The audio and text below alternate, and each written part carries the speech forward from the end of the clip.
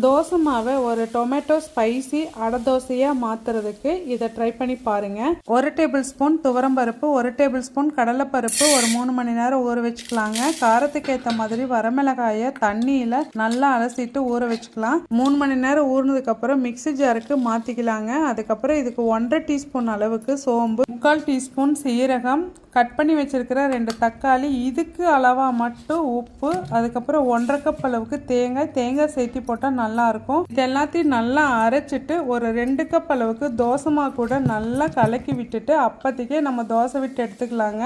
இதுக்கு நல்லெண்ணெய் விட்டாலும் நல்லாயிருக்கும், நெய் விட்டாலும் நல்லாயிருக்கும். இதுக்கு காம்பினேஷனாக தேங்காய் சட்னி, தக்காளி சட்னி, கார சட்னி எதுனாலும் நல்லாயிருக்குங்க. நான் இன்றைக்கி பார்த்தீங்கன்னா முருங்கைக்கீரை பருப்பில் போட்டதை கூட சர்வ் பண்ணியிருந்தேன். சூப்பராக இருந்தது.